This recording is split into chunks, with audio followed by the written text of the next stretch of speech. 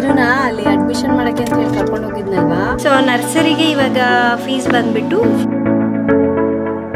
ದೊಡ್ಡ ಮಕ್ಳಿಗೆ ಇರುತ್ತೆ ಈ ತರ ಹೇರ್. ಯಾವ ಏಜ್ಗೆ ಮಾತು ಬರ್ಲಿಕ್ಕೆ ಸ್ಟಾರ್ಟ್ ಆಗುತ್ತೆ ಮಕ್ಕಳಿಗೆ? ಈಗ ಸ್ಕೂಲಲ್ಲಿ ಸಮ್ಮರ್ ಕ್ಯಾಂಪ್ ನಡೀತಾ ಇದೆ. ಇದು ನನ್ನ ಮನಿ ಪ್ಲಾಂಟ್ ನೋಡಿ ಈ ತರ ಇದೆ. ಇವನು ಮಾತಿನ ಮಳ್ಳ.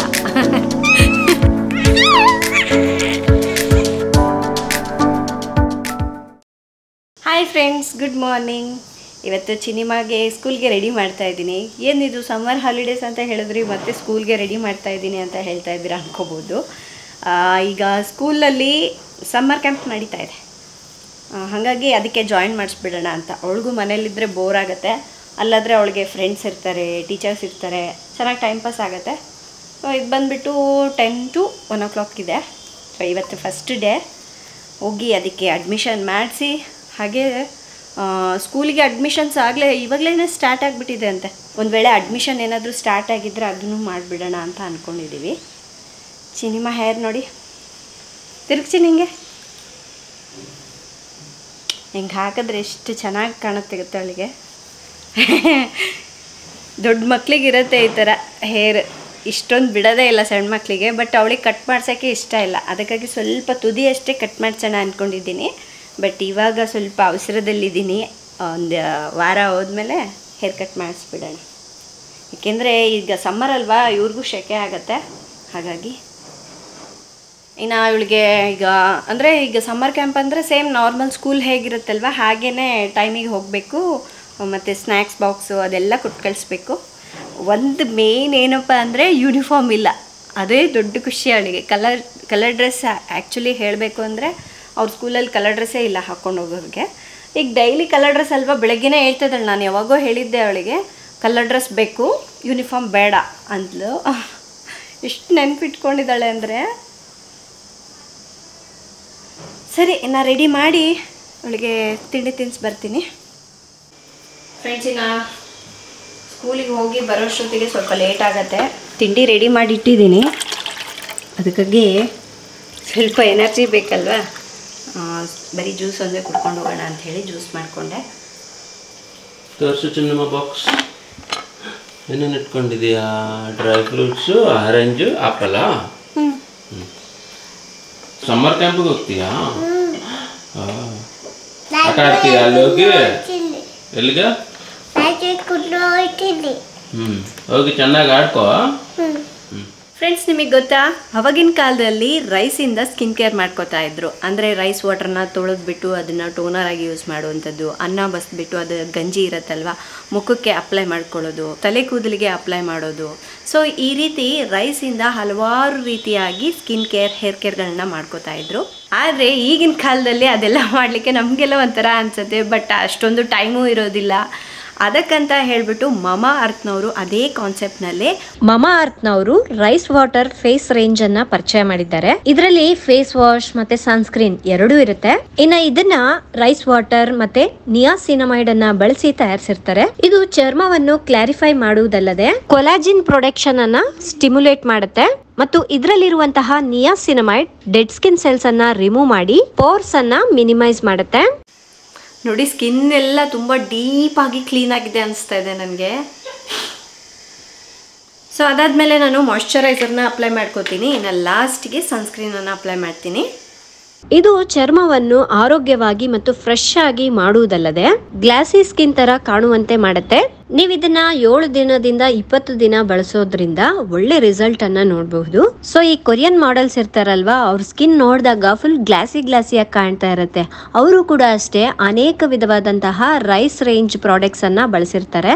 ನಿಮ್ಗೂ ಕೂಡ ಈ ರೀತಿ ಗ್ಲಾಸಿ ಸ್ಕಿನ್ ಬೇಕು ಅಂದ್ರೆ ಮಮಾ ಅರ್ಥ್ ಅವರ ರೈಸ್ ರೇಂಜ್ ಈ ಪ್ರಾಡಕ್ಟ್ಸ್ ಅನ್ನ ನಾನು ನಿಮ್ಗೆ ರೆಕಮೆಂಡ್ ಮಾಡ್ತೀನಿ. ನನ್ನ ಸ್ಕಿನ್ ನೋಡಿ ಎಷ್ಟು ಚೆನ್ನಾಗಿದೆ ಅಂತ, ಒಂಥರ ಗ್ಲಾಸಿ ಸ್ಕಿನ್ ಥರ ಅನ್ನಿಸ್ತಾ ಇಲ್ವಾ? ಸಖತ್ತಾಗಿದೆ. ಸೊ ಫ್ರೆಂಡ್ಸ್, ನಿಮಗೂ ಕೂಡ ಈ ಮಮಾ ಅರ್ಥ್ನವರ ಫೇಸ್ ವಾಶ್ ಮತ್ತು ಸನ್ಸ್ಕ್ರೀನ್ ಬೇಕು ಅಂದರೆ ನಾನು ಡಿಸ್ಕ್ರಿಪ್ಷನಲ್ಲಿ ಲಿಂಕ್ ಕೊಟ್ಟಿರ್ತೀನಿ. ನಿಮಗೆ ಅಮೆಝಾನ್, ಫ್ಲಿಪ್ಕಾರ್ಟ್ ಮತ್ತು ನೈಕಾನಲ್ಲಿ ಕೂಡ ಸಿಗುತ್ತೆ. ಹಾಗೆ ಮಮಾ ಅರ್ಥ್ ಅವರ ವೆಬ್ಸೈಟ್ ಅಥವಾ ಆ್ಯಪ್ನಲ್ಲಿ ನೀವು ಬೈ ಮಾಡೋದಾಯಿತು ಅಂದರೆ ಇಲ್ಲಿ ಕಾಣಿಸ್ತಾ ಇದೆಯಲ್ವಾ, ಮಾಯಾ 2024 ಅನ್ನೋ ಕೋಡ್ನ ಯೂಸ್ ಮಾಡಿದ್ರೆ ಎಕ್ಸ್ಟ್ರಾ 20% ಡಿಸ್ಕೌಂಟ್ ಕೂಡ ಸಿಗುತ್ತೆ. ಹಾಗೆ ಈ ಮಮಾ ಅರ್ಥ್ ಪ್ರಾಡಕ್ಟ್ಸ್ ನಮಗೆ ಈಗ ಲೋಕಲ್ ಮಾರ್ಕೆಟ್ನಲ್ಲಿ ಕೂಡ ಸಿಗ್ತಾ ಇದೆ. ನಿಮ್ಗೆ ಒಂದು ವೇಳೆ ಅಲ್ಲಿ ಸಿಕ್ತು ಅಂದರೂ ಅಲ್ಲಿ ಕೂಡ ತಗೋಬಹುದು. ಫ್ರೆಂಡ್ಸ್, ನನಗೆ ಮಮಾ ಅರ್ತ್ ಅವ್ರದ್ದು ಇನ್ನೊಂದು ಇಷ್ಟ ಆಗಿದೆ ಏನು ಗೊತ್ತಾ, 2025 ಒಳಗಡೆ 1 ಮಿಲಿಯನ್ ಗಿಡಗಳನ್ನು ನೆಡಬೇಕು ಅಂತ ಹೇಳಿ ಪ್ಲಾನ್ ಮಾಡಿದ್ದಾರೆ. ನೀವು ಬೈ ಮಾಡುವಂತ ಪ್ರತಿ ಆರ್ಡರ್ ಅನ್ನು ಅವರು ನೆಡುವಂತ ಗಿಡಕ್ಕೆ ಲಿಂಕ್ ಮಾಡ್ತಾರೆ. ಸೊ ಸರಿ, ನಾನೀಗ ರೆಡಿ ಆಗಿದ್ದೀನಿ, ಅವಳನ್ನ ಸ್ಕೂಲಿಗೆ ಕರ್ಕೊಂಡು ಹೋಗ್ತೀನಿ. ಆಯ್ತಾ? ಮತ್ತೆ ಪೇಂಟಿಂಗ್ ಮಾಡ್ತಾ ಇದ್ದೆ ನೀನು? ಬೇಡ, ಹೋಗೋಣ ಬಾ ಸ್ಕೂಲಿಗೆ. ಸಾಕು, ಆ ಪೇಂಟಿಂಗ್ ಇದ್ರೆ ದಿನವಿಡೀ ಅದರಲ್ಲೇ ಕುತ್ಕೊಂಡ್ಬಿಡ್ತಾರೆ. ಸ್ಕೂಲಲ್ಲಿ ಪೇಂಟಿಂಗ್ ಕೂಡ ಮಾಡಿಸ್ತಾರೆ ನಿಂಗೆ, ಪೇಂಟಿಂಗು, ಡ್ಯಾನ್ಸು. ಇದು ಬೇಡ, ಅಲ್ಲಿ ಸ್ಕೂಲಲ್ಲಿ ಮಾಡಂತೆ. ಓಕೆ? ಏನೋ ಅದು ತಗೊಂಡು ಬರೋದು ಬೇಡ, ಸ್ಕೂಲಲ್ಲಿ ಕೊಡ್ತಾರೆ, ಇದು ಮನೇಲಿ ಯೂಸ್ ಮಾಡಬೇಕು. ಹೋಗೋಣ. ನಾರ್ಮಲ್ ಸ್ಕೂಲ್ ಟೈಮಿಂಗೇ ಇರುತ್ತೆ ಅವಳಿಗೆ, 10 to 1 o'clock.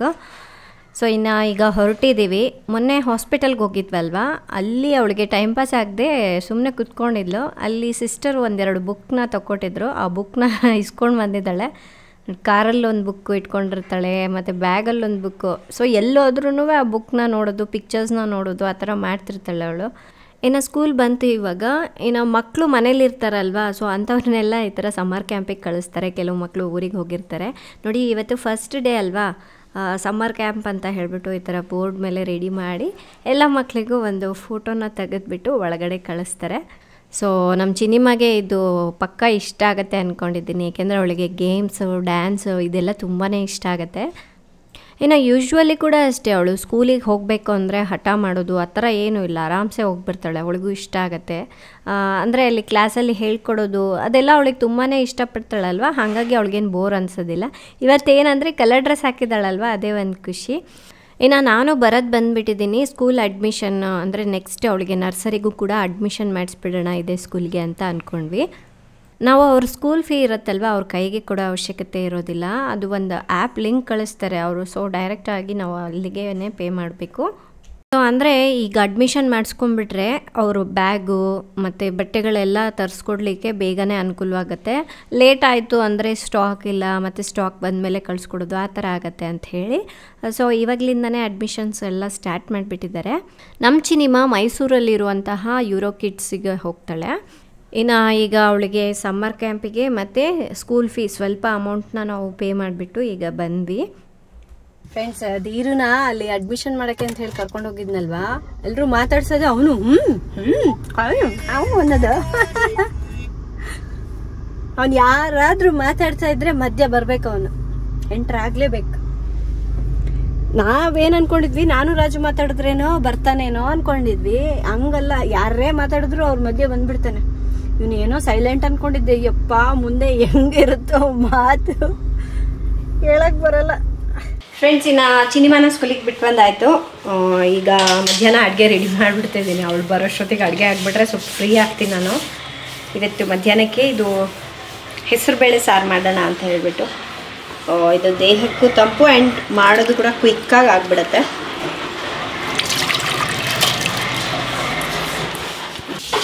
ಇದು ನಾನು ಬೆಳಗ್ಗೆ ಅವಳಿಗೆ ಸ್ಕೂಲಿಗೆ ಹೋಗೋದಕ್ಕಿಂತ ಮುಂಚೆನೇ ನೆನೆಸಿಟ್ಟು ಹೋಗಿದ್ದೆ. ಸೊ ನೆನೆಸಿಡೋದ್ರಿಂದ ಬೇಳೆ ಬೇಗನೆ ಬೇಯುತ್ತೆ, ಜೊತೆಗೆ ಟೇಸ್ಟು ಚೆನ್ನಾಗಿರುತ್ತೆ.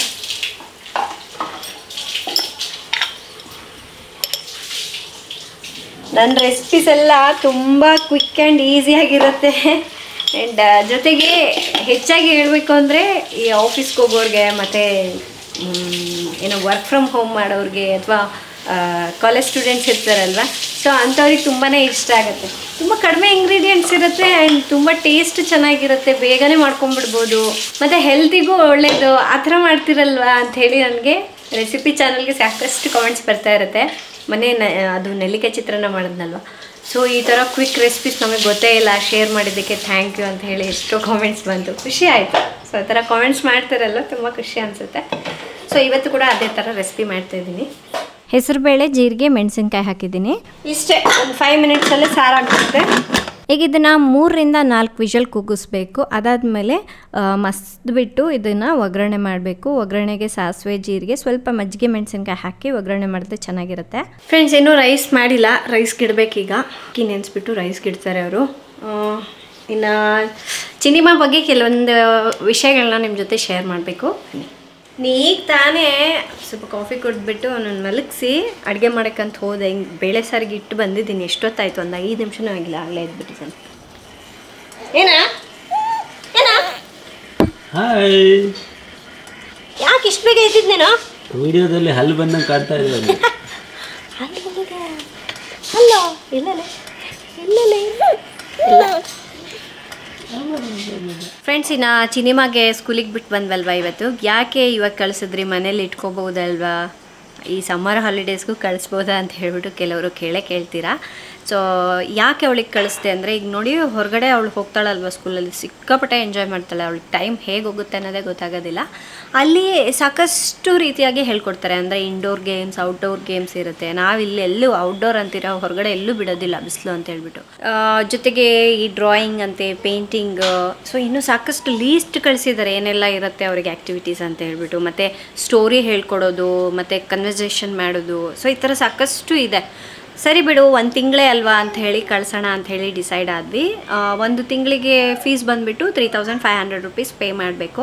ಇನ್ನು ಮನೇಲಿದ್ದರೆ ನಮಗೆ ಇದೆಲ್ಲ ಹೇಳ್ಕೊಡೋಕ್ಕೆ ಆಗೋದಿಲ್ಲ. ಸೊ ಅವ್ರಿಗೆ ಮಕ್ಕಳಿಗೆ ಟೈಮ್ ಕೊಡಬೇಕು, ಜೊತೆಗೆ ಬೇರೆ ಮಕ್ಳ ಜೊತೆ ಕುತ್ಕೊಂಡು ಕಲಿತಾ ಇರ್ತಾರಲ್ವ. ಅದು ಅಲ್ಲದೆ ಒಂದು 3 ಅವರ್ಸ್ ಅಲ್ಲ, ಆಮೇಲೆ ಮನೆಗೆ ಬಂದುಬಿಡ್ತಾಳೆ. ಮನೆಗೆ ಬಂದಮೇಲೆ ಅವನ ಜೊತೆ ಆಟಾಡೋದು, ನನ್ನ ಜೊತೆ ಆಟಾಡೋದು. ಸೊ ಅವಳಿಗೆ ಚೆನ್ನಾಗಿ ಈ ಥರ ಟೈಮ್ ಪಾಸ್ ಆಗುತ್ತೆ. ಇಲ್ಲಿ ಸುತ್ತಮುತ್ತಲೂ ಎಲ್ಲೂ ಮಕ್ಕಳಿಲ್ಲ ಆಟಾಡಲಿಕ್ಕೆ ಅವಳ ಜೊತೆಗೆ. ಸೊ ಅವಳಿಗೂ ಬೋರ್ ಆಗಬಾರ್ದು ಅನ್ನೋದಕ್ಕೋಸ್ಕರ ಈ ಸಮ್ಮರ್ ಕ್ಯಾಂಪ್ ಅಲ್ಲಿದ್ದಾರೆ ಪಾಪ. ಇಲ್ಲಿ ಅಷ್ಟರಲ್ಲಿ ಅವಳಿಗೆ ಈ ಸಮ್ಮರ್ ಕ್ಯಾಂಪ್ ಕೂಡ ಮುಗ್ದು ಸ್ಕೂಲ್ ಸ್ಟಾರ್ಟ್ ಆಗಿಬಿಟ್ಟಿರುತ್ತೆ. ಹಾಗಾಗಿ ಈ ಸಮ್ಮರ್ ಕ್ಯಾಂಪಿಗೆ ಕಳ್ಸೋಣ ಅಂಥೇಳಿ ಡಿಸೈಡ್ ಮಾಡಿದ್ದು. ಇವತ್ತು ಅದನ್ನು ಹೋಗಿ ಅಡ್ಮಿಷನ್ ಮಾಡಿಸಿದ್ವಿ. ಹಾಗೆ ಅವಳಿಗೆ ಇವಾಗ ನೆಕ್ಸ್ಟ್ ನರ್ಸರಿಗೂ ಕೂಡ ಅಡ್ಮಿಷನ್ ಆಲ್ರೆಡಿ ಸ್ಟಾರ್ಟ್ ಆಗಿದೆ. ಸರಿ ಬಿಡು, ಇನ್ನು ಅದೇ ಸ್ಕೂಲ್ನಲ್ಲೇ ನಾವು ಕಂಟಿನ್ಯೂ ಮಾಡೋಣ ಅಂತ ನಾವು ಚಿನಿಮಾಗೆ ಯೂರೋ ಕಿಡ್ಸಲ್ಲೇ ಹಾಕಿರೋದು.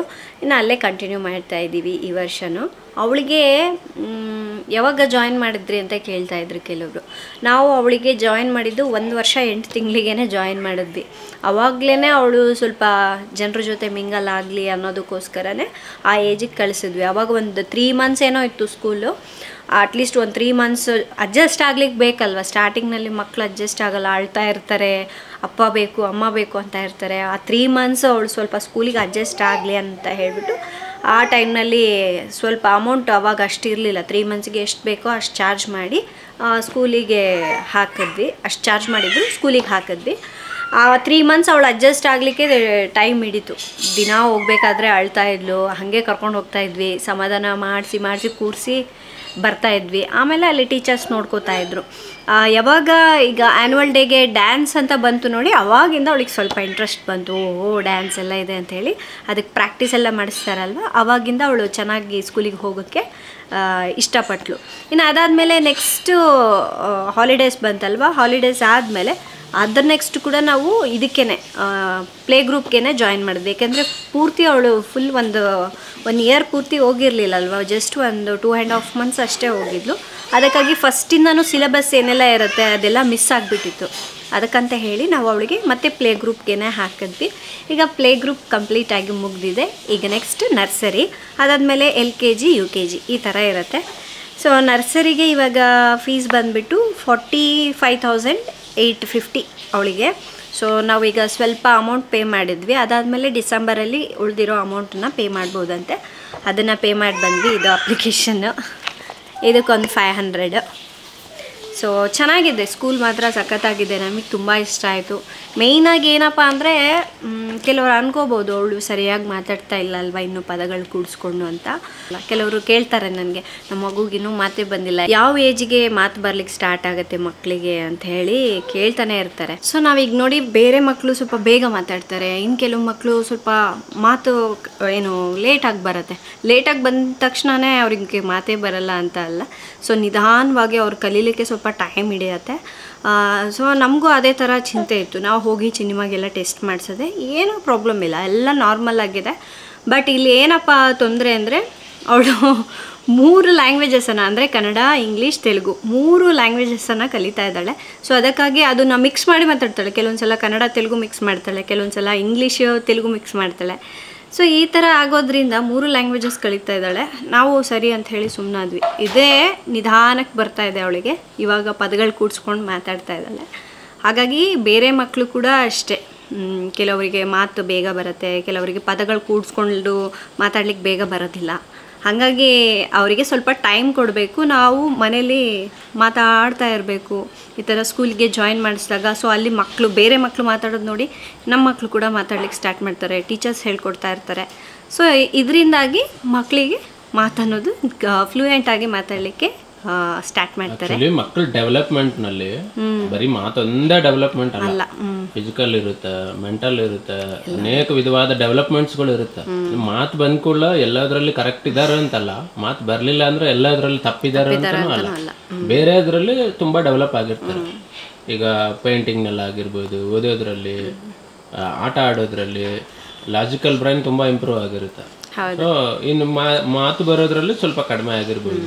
ಕೆಲವು ಜನರು ಅರ್ಥ ಮಾಡ್ಕೊಳ್ಳೋದು ಜಾಸ್ತಿ ಇರುತ್ತೆ, ಮಾತಾಡೋದು ತುಂಬಾ ಕಡಿಮೆ.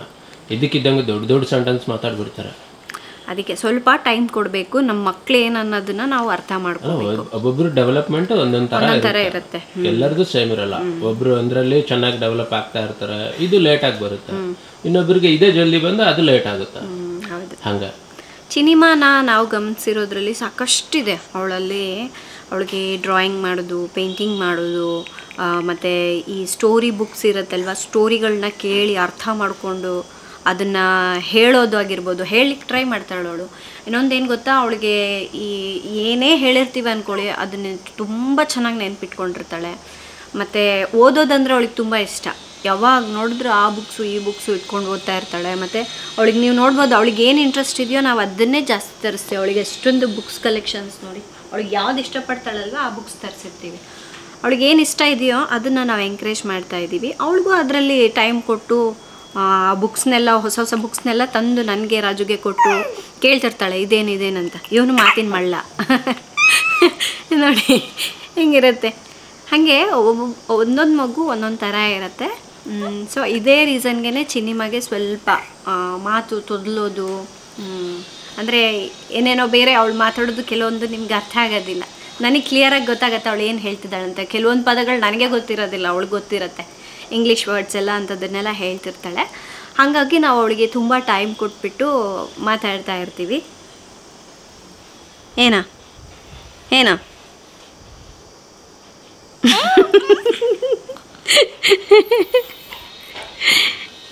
ಇವನಂತೂ ಮಾತಿನ ಮಳ್ಳ ಆಗೋದು ಗ್ಯಾರಂಟಿ.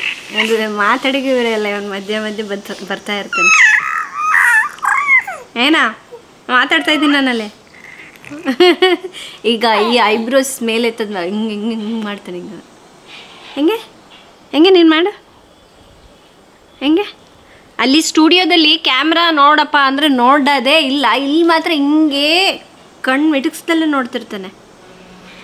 ಸರಿನಾ, ಇವತ್ತು ಹೋಗಿ ಅದೇ ಅಡ್ಮಿಷನ್ ಕೆಲಸ ಎಲ್ಲ ಮುಗಿಸ್ಕೊಂಡು ಬಂದ್ವಿ. ಹಾಗಾಗಿ ಸ್ವಲ್ಪ ಲೇಟ್ ಆಯಿತು ಬರೋದು. ಅಲ್ವಾ. ಇನ್ನೊಂದು, ಅವಳಿಗೆ ಚಿನ್ನಿಮಗೆ ಫುಡ್ ಅಂದರೆ ತುಂಬ ಇಷ್ಟ. ಇಂಥ ಫುಡ್ ಟೇಸ್ಟ್ ಮಾಡೋದಿಲ್ಲ ಅಂದರೆ ಅದನ್ನು ಎಷ್ಟು ನೆನ್ಪಿಟ್ಕೋತಾಳೆ ಗೊತ್ತಾ. ಇತ್ತೀಚೆಗೆ ಅದು ವ್ಯಾಫಲ್ಸ್ ಹುಚ್ಚು ತುಂಬ ಹಿಡ್ದಿದೆ. ಅದರಲ್ಲಿ ವೆರೈಟಿ ವ್ಯಾಫಲ್ಸಲ್ಲಿ ಮಕ್ಕಳು ಮಾಡ್ತಿರ್ತಾರಲ್ವ, ಅಂದರೆ ಅದು ಆಟ ಸಾಮಾನಲ್ಲಿ ಹಿಟ್ಟೆಲ್ಲ ಮಿಕ್ಸ್ ಮಾಡಿ ಮಾಡ್ತಿರ್ತಾಳಲ್ವ, ಅದನ್ನು ತುಂಬ ನೋಡ್ತಾಳೆ. ಮೇ ಬಿ ಅವಳು ಶಫ್ ಆಗ್ತಾಳೋ ಅಥವಾ ಫುಡ್ಡಿ ಆಗ್ತಾಳೋ ಗೊತ್ತಿಲ್ಲ, ಏನಾದರೂ ಆಗಲಿ. ಕೆಲವೊಂದು ಸಲ ಏನನ್ಸುತ್ತೆ, ಅವಳು ಈ ಸ್ಟೆಥೋಸ್ಕೋಪು ಮತ್ತು ಈ ಮೆಡಿಸನ್ ಎಲ್ಲ ಇಟ್ಕೊಂಡು ಬರ್ಕೊಡ್ತಾ ಇರ್ತಾಳೆ ಪ್ರಿಸ್ಕ್ರಿಪ್ಷನ್. ಸೊ ನಾನು ಅಂದ್ಕೊಳ್ತೀನಿ ಡಾಕ್ಟ್ರ್ ಆಗ್ತಾಳೆ ಅಂತ. ಹಾಗಾಗಿ ಹೇಳಕ್ಕೆ ಬರೋದಿಲ್ಲ ಮಕ್ಕಳು ಯಾವ ಟೈಮ್ನಲ್ಲಿ ಹೆಂಗಿರ್ತಾರೋ. ಸೊ ಅವ್ರ ತಲೆಗೆ ಹೆಂಗೆ ಬರುತ್ತೋ ಹಂಗೆ ಮಾಡ್ತಿರ್ತಾರೆ. ಹಾಗಾಗಿ ಅವಳಿಗೆ ಏನು ಇಷ್ಟ ಆಗುತ್ತೋ ಆದಷ್ಟು ಅದಕ್ಕೆ ಸಪೋರ್ಟ್ ಮಾಡ್ತಾಯಿದ್ದೀವಿ. ನಿನಗೇನಿಷ್ಟ? ಏನಿಷ್ಟ? ಏನಿಷ್ಟ ನಿನಗೆ?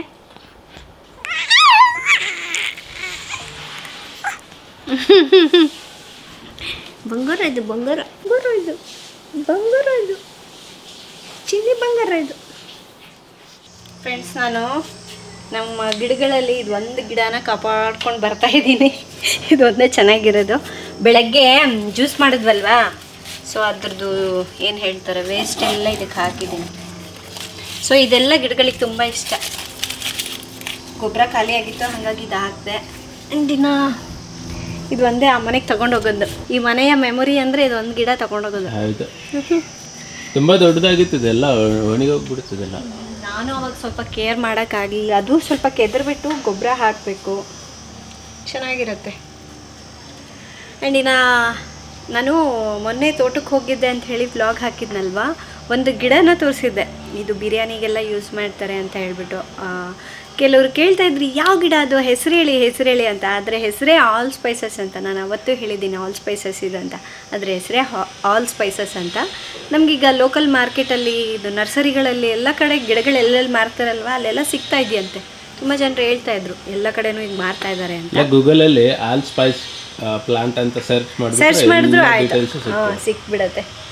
ಅದು ನೀವು ಜಸ್ಟ್ ಹಿಂಗೆ ತೊಗೊಂಡು ಹಿಂಗೆ ಘಮ ತೊಗೊಂಡ್ಬಿಡಿ, ನೀವು ಫ್ಯಾನ್ ಆಗಿಬಿಡ್ತೀರ ಅದಕ್ಕೆ, ಅಷ್ಟು ಚೆನ್ನಾಗಿರುತ್ತೆ. ಟೀ ಕೂಡ ಮಾಡ್ಕೋಬೋದು ಅದರಲ್ಲಿ, ಅದರ ಘಮ ಇದೆ ಅಲ್ವಾ, ಒಂಥರ ಹೆಂಗೆ ಅಂದರೆ ಗರಂ ಮಸಾಲ ಥರ ಬರುತ್ತೆ ಸ್ಮೆಲ್, ಚೆನ್ನಾಗಿರುತ್ತೆ. ನನಗೆ ಏನು ಫೀಲ್ ಆಯಿತು ಅಂದರೆ ಚಕ್ಕೆ, ಲವಂಗ, ಏಲಕ್ಕಿ, ಇದು ಹೂವು ಬರುತ್ತಲ್ವ ಅದೆಲ್ಲ ಮಿಕ್ಸ್ ಮಾಡಿದ್ರೆ ಮಸಾಲೆ ಯಾವ ಥರ ಇರುತ್ತೆ ನೋಡಿ, ಆ ಸ್ಮೆಲ್ ಇರುತ್ತದು. ಇನ್ನು ಚಿಗುರು ತಿನ್ನಬೇಕು, ಡೈರೆಕ್ಟಾಗಿ ತಿಂದ್ರೇ ಖಾರ ಖಾರವಾಗಿ ಚೆನ್ನಾಗಿರುತ್ತೆ. ಹಾಗಾಗಿ ನೀವು ಹೋಗಿ ಒಂದ್ಸಲ ನರ್ಸರಿಯಲ್ಲಿ ಕೇಳಿ, ಸಿಗತ್ತೆ. ಇದು ನನ್ನ ಮನಿ ಪ್ಲ್ಯಾಂಟ್ ನೋಡಿ, ಈ ಥರ ಇದೆ. ಇನ್ನು ಆ ಮನೆಗೆ ಹೋದ್ಮೇಲೆ ಎಲ್ಲ ಸ್ವಲ್ಪ ಕಟ್ ಮಾಡಿ ಎಲ್ಲದರೆಲ್ಲ ಹಾಕಿದ್ರೆ ಇನ್ನು ಅದು ಬೇರೆ ಚೆನ್ನಾಗಿ ಬರುತ್ತೆ. ಇನ್ನು ತೋಟದಲ್ಲಂತೂ ಏನು ಗಿಡಗಳಿಲ್ಲ, ಅಲ್ಲೇನು ನೀರು ಹಾಕ್ತಾ ಇಲ್ಲವಲ್ಲ, ಹಾಗಾಗಿ ಯಾವುದೇ ಥರ ಗಿಡಗಳಿಲ್ಲ.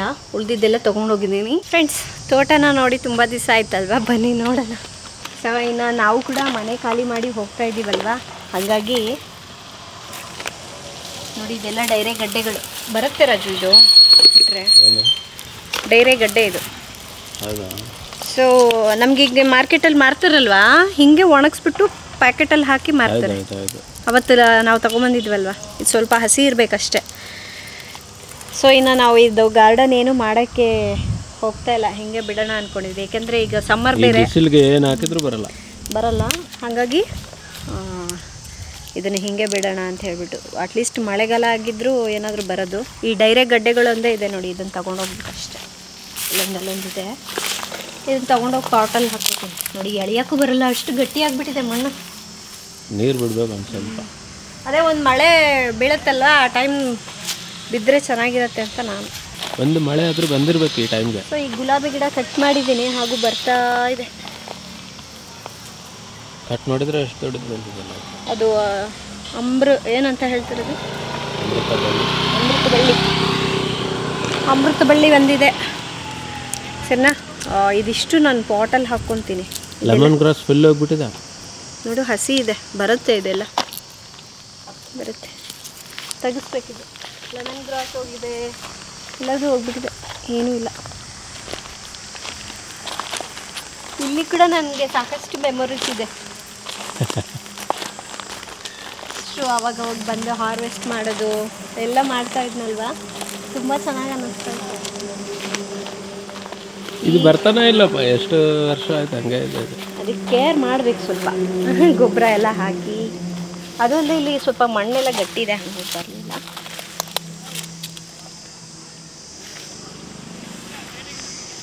ಸರಿನಾ, ಲೆಮನ್ ಗ್ರಾಸ್ ಫುಲ್ ಹೋಗಿದೆ. ಇಲ್ಲ, ಇದೇ ಹಸಿಯಾಗಿ ಊಟಕ್ಕೆ ಭಯ, ಹಾವು ಏನಾದರೂ ಇದ್ರೆ ಕಷ್ಟ. ನೀರಿಲ್ಲಲ್ಲ, ಬರುತ್ತೆ, ಬುಡ ತೆಗಿಬೇಕಷ್ಟೆ. ಅದು ತೆಗಿಯೋ ಬದಲಾಗಿ ಒಂದು ಹೊಸ ಗಿಡ ತಗೊಂಡು ಬಂದು ಹಾಕೊಳ್ಳೋದು ವಾಸಿ. ತೆಗಿಯೋಕ್ಕೆ ಫುಲ್ ಎನರ್ಜಿ ಹೋಗ್ಬಿಡುತ್ತೆ. ಇರಲಿ.